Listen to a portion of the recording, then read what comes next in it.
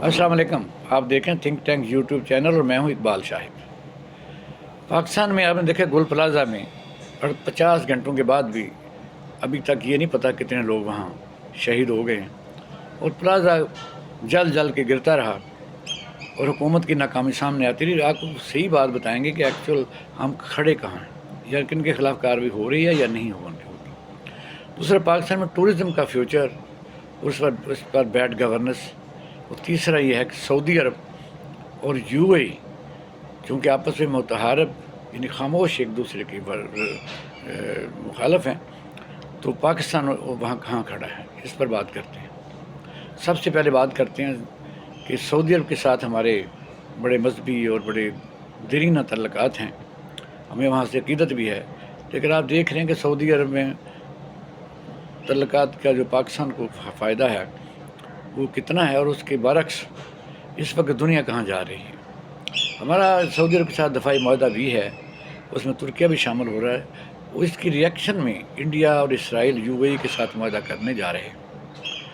पाकिस्तान में यूएई के प्रेसिडेंट आए और एयरपोर्ट पर 1 घंटा रुक के आर्मी चीफ को भी मिले, उस वज़ीर-ए-आज़म पाकिस्तान को भी मिले, बल्कि वज़ीर-ए-आज़म पाकिस्तान ने रहीम यार खां जहाँ उनके महल्लात हैं वहाँ जाके भी उनको मिले और उनके लिए खिदमात पेश की कि यहाँ आप किसी किस्म की आपको तकलीफ़ है तो बताइए।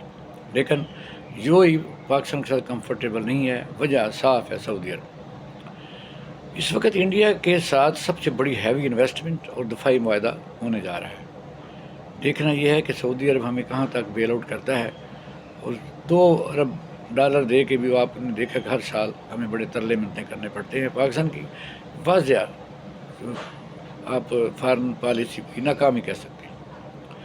दूसरा, हम बात करेंगे टूरिज़म के ऊपर। टूरिज़म इस वक्त पाकिस्तान में बिल्कुल बैठ गई है और दुनिया का कोई हम मुकाबला नहीं कर सक रहे। वजूहत आपके सामने हैं, मजहबी भी हैं और ऐसी वजूहत भी हैं जो कि फॉरनर जब पाकिस्तान में आते हैं तो उनको शाम के लिए एंटरटेनमेंट, उनके लिए प्रोटेक्शन, सिक्योरिटी, दहशतगर्दी बड़े मामले हैं। देखना यह कि क्या इसी तरह ही चलता रहेगा, पाकिस्तान भूखों मरता रहेगा और पूरी दुनिया टूरिज़म से इतने अरबों डॉलर कमा रही है। तुर्किया इस वक्त 64 बिलियन डॉलर की टूरिज़म कर रहा है, यूएई 70 बिलियन डॉलर की कर रहा है, और फ्रांस एक सिर्फ ईफल टावर दिखा के 22 अरब डॉलर कर रहा है, जबकि पाकिस्तान ने एक भी टारगेट मुकर्रर किया कि 4 बिलियन डॉलर तक हम लेके जाएंगे। पाकिस्तान में सबको सोचना पड़ेगा कि सिर्फ यहाँ हम नहीं रहना, लोग दुनिया ने भी घूमना। हालांकि हमारे पास गंधारा तहज़ीब इतनी बड़ी हैवी है। गंधारा तहज़ीब का जो बुद्ध का एक दांत है उसको आपको पता होना चाहिए कि उसके 5 दांत थे। मुख्तलिफ मुल्कों में इस वक्त मौजूद हैं, 2 हमारे पास हैं। बुद्ध की पहली यूनिवर्सिटी यहाँ है। हिंदुओं का सबसे मुक़द्दस तरीन यानी मकामात हमारे पास कटास राज है। तीसरा, सिख मज़हब की यहाँ उनके बड़े मुक़द्दस मकामात हैं, लेकिन हम टूरिज़म को फ़रोग़ नहीं दे सके। इस पर कौन गौर करेगा? थोड़ी सी आपको हम बता देते हैं कि एक दांत की कीमत कितनी है।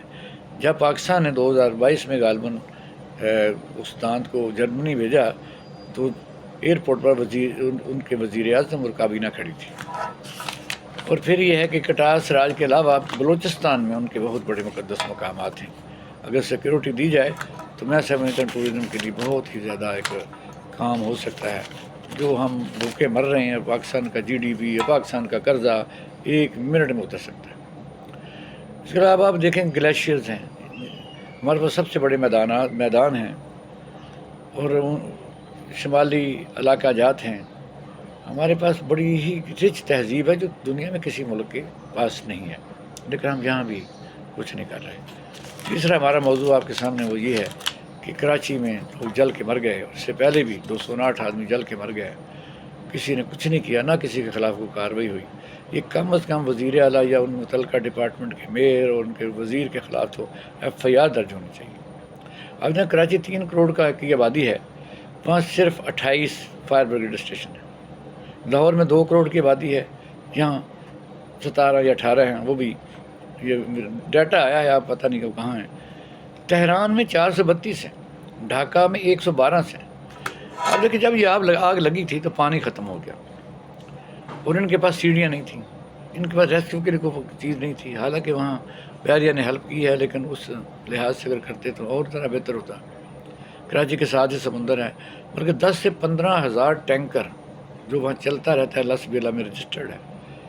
ان کو کسی انتظامیہ نے زبردستی لے کے نہیں آیا کہ کوئی لوگ انسان بچ ہی جاتے ہیں۔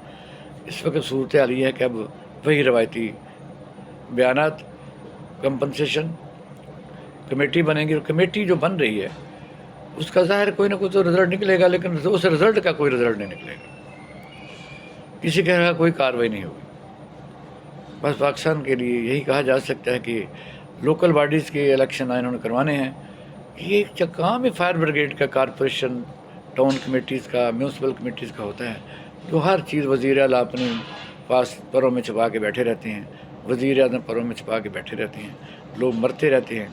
ان کو اپنی کہتے ہیں دریا کو اپنی موج اور طغیانیوں سے کام، کشتی کسی کی پار ہو یا درمیان رہے۔ اپنا خیال رکھیے۔ پاکستان زندہ باد۔